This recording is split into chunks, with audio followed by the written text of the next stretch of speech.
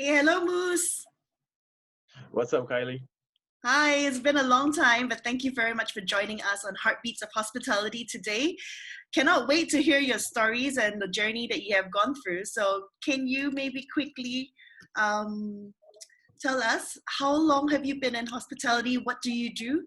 And yeah, I've been in this industry close about to 4 years now. I know it's pretty new, but the journey has been great, and I am still a cook slash chef. okay. So I know you from 3 years ago. Yeah. Mhm. When we used to work together and you were then a cook, but now please adopt yourself as a chef. Yeah. Please adopt your tall hat and you are a chef. Most you're doing great. Can you tell us what drew you into the hospitality industry in the first place? Mm, I think it's because I'm a third culture kid. I left Singapore while I was 11 years old, and I moved to Dubai with my whole family. I stayed in Dubai for 8 years, and I stayed in Saudi for 2 years. Mhm. So the thing is, I didn't know how to prepare for Dubai. That was my first time traveling, like overseas. Overseas meaning like stay over there instead of going from like Malaysia or Indonesia for the weekend, right? Mhm. So I brought I brought my own home cooked food to Mhm. school, and all my classmates were looking at, hey, what's that? What's that? What's that? And it opened so many doors for me. And luckily, there was this Malaysian guy who was able to explain, like, oh, this dish is really good. This is really good. You guys should try it. And now I have best friends from all over the world. I have an African American guy in Chicago. One of my best mates in KL is getting married next year, and then the one from US as well. She's gonna get married in Hawaii next year, and I'm supposed to be there. Yeah. So it's just a matter of culture Mhm. and new experiences and meeting new people, I guess. Okay.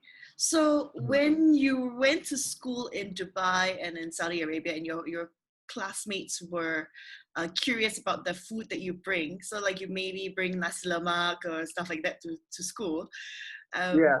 did they make you cook for them or did they make you prepare some for them as well? Biggest hits are always satay. It's always satay, huh? It's always satay. Satay is the biggest hits. And then there was, you know how Singapore has Racial Harmony Day? Hmm. We had a thing like a Racial Harmony Week Hmm. in our school, Hmm. and we parents are encouraged to bring cultural food and sell in our school. Mm. So I would help my mom and the other Singaporean ladies. Are Hmm. like usually Singaporeans, Malaysians, and Bruneians Hmm. would mix together and just open a stall and started selling out their stuff. Like And for me, Southeast. as the personable guy that I am, I was like, hey, listen, you guys should buy this, buy that. And like, this is good food, this is good food. Yeah. Then people started coming in, and I was like, hey, this might not be a good job. It would not be a bad job at all.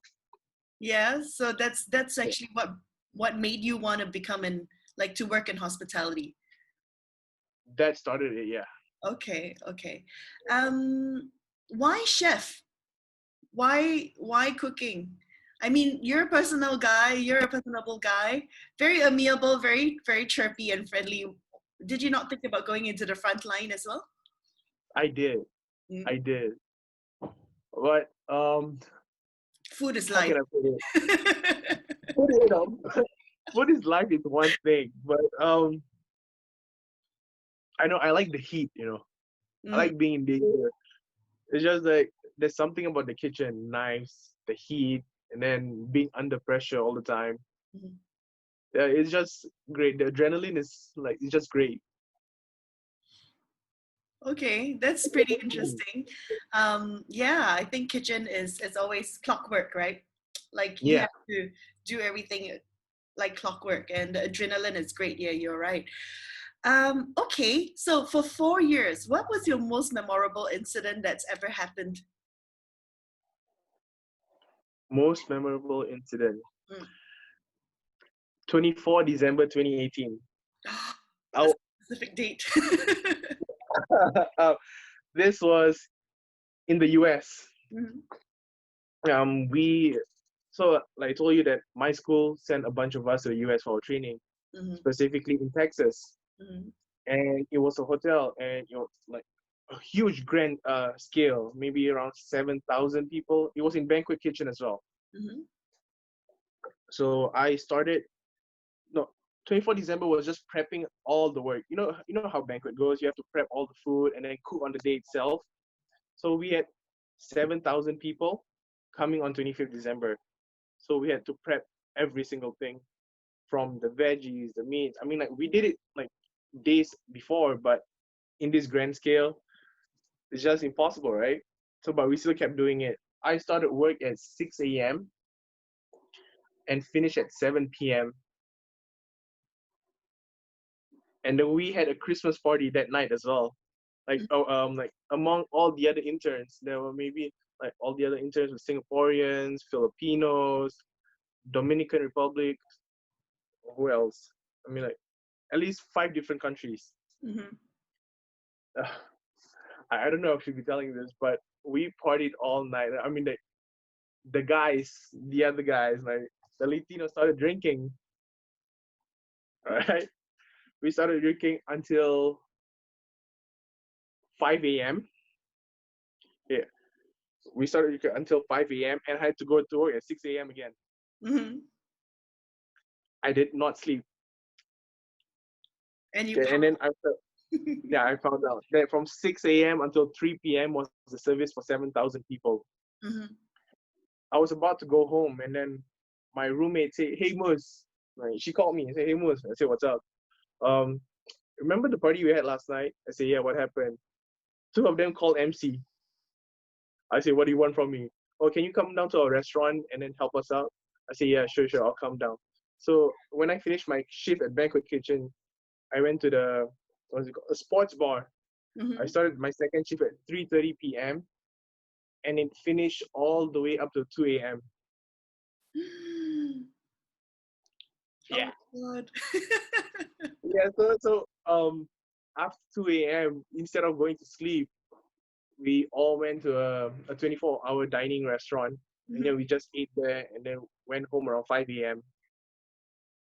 So we work like personally I didn't sleep for 48 hours and I worked 22 hours, 21 hours, give or take. Mhm. Mhm. But that was the best part of the whole like it was just crazy. Yep. Okay. So that is memorable because it's like the joys and the pains of being in the industry. Yeah, and like it's fun because you always have the people around you that you enjoy Right. to work with, and Hmm. of course we all party and we all play, but then play does not get in the way of our work either. Definitely. That's one of my main mottos. I mean like party all you want, but don't get in the way of work. Right. Yeah, we've Yeah. all been there, done that. Don't worry. You could have shared this story anytime. We've all been there. We definitely have. At the end of the day, and it's also, like working in our industry means that you may not be able to celebrate the occasions with your family. Mhm. Oftentimes, your friends, you spend all these special moments in life, like Christmas, or like a special holiday, or even your birthday. You might have to spend it at work regardlessly. Yeah, speaking of that, yeah. So Hari Raya Haji was 2 days ago. Yep. Yeah, so I woke up at 6 a.m. just to do the prayers with my family, Hmm. and then but at the same time I had to go to work at 10 a.m. Yeah. So after the prayers and celebration, just for a little bit, I went to work, Hmm. and then I worked from 10 a.m. until 11 p.m. Hmm. So it's fine, but when you go home, you see your family, it's like, hey, maybe I'm missing this kind of things. Yep. And my birthday is in 3 days time, and my mom wants to throw a family dinner. I say, hey, but I'm working on this day. She requested if I could take off, but I'm like, I'm sorry, I can't. Like, I promise I'll make it up.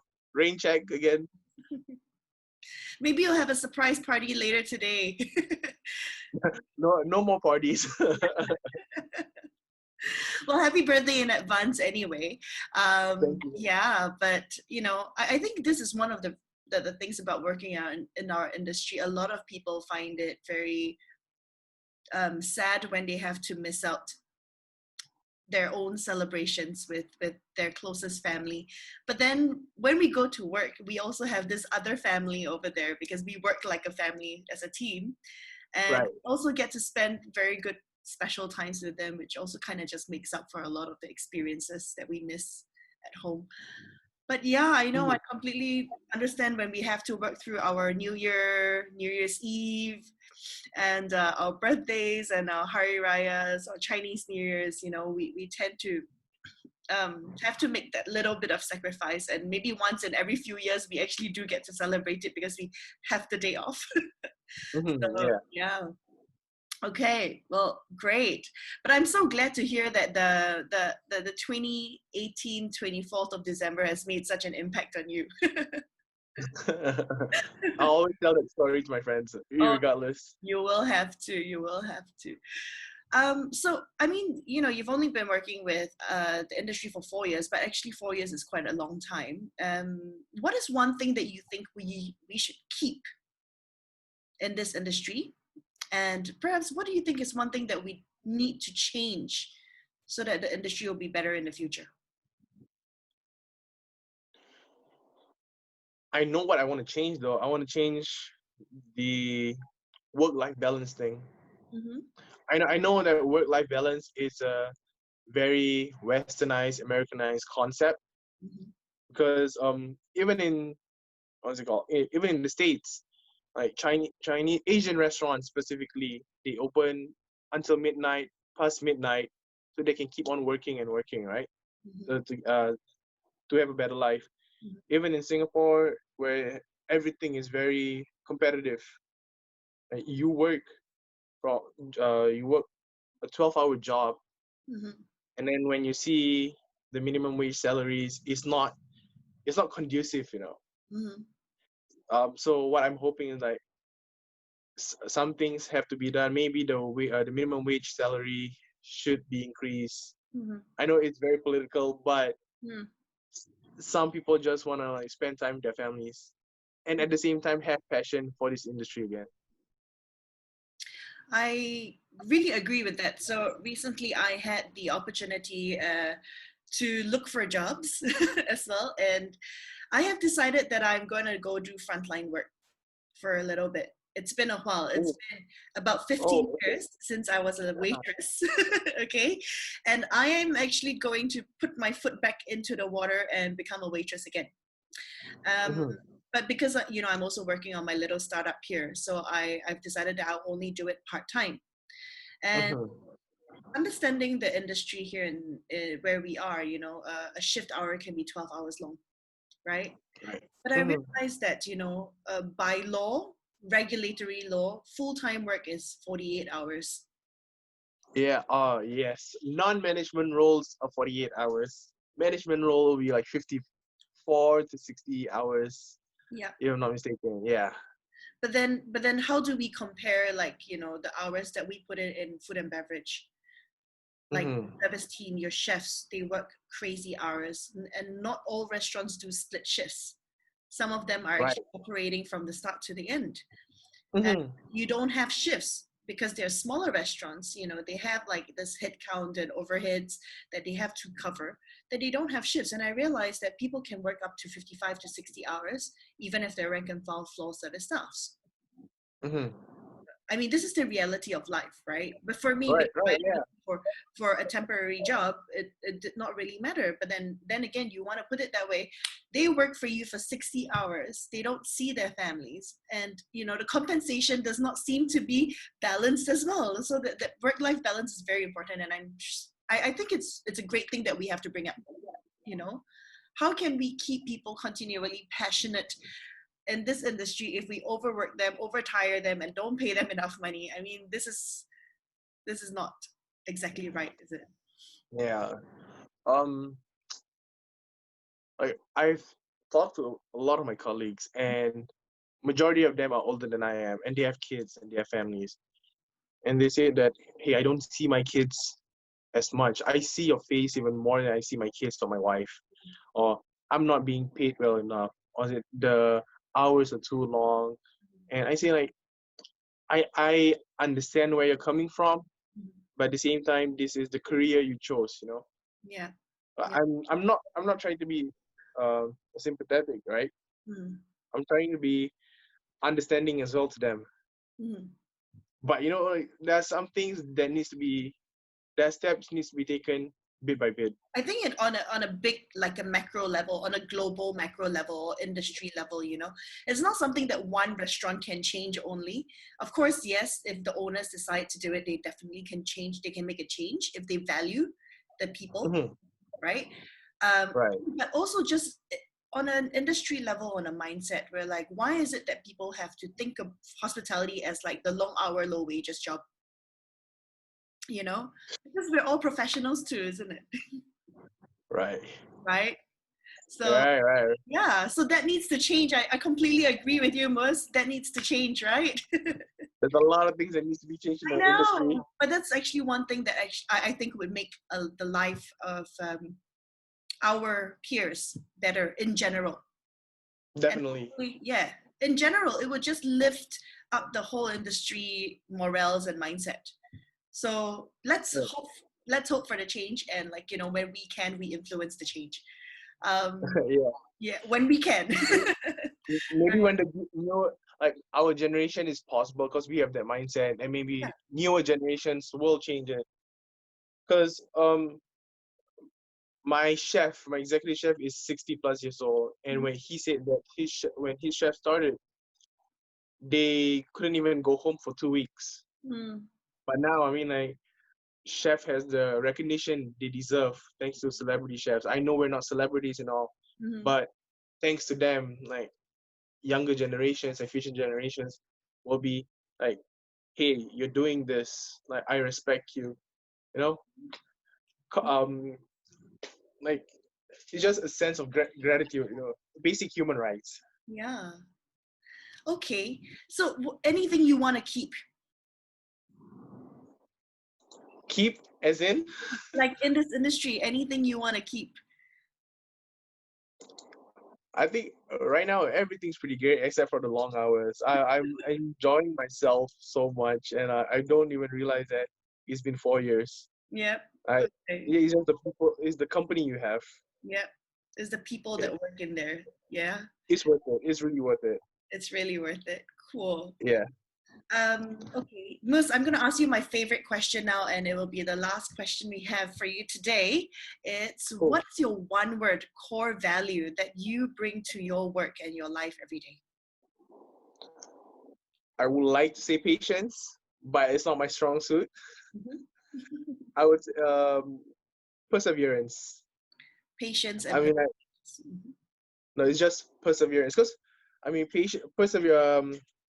patience is part of perseverance, right? You're doing something despite it being difficult, and you want to see it being successful. That's why I would choose perseverance. My God, that's beautiful. Thank you so much for sharing your core value with us. And I think that's it for today. Thank you very much for sharing your story with us on Heartbeats of Hospitality, Mus. We will No worries, definitely visit you at your restaurant.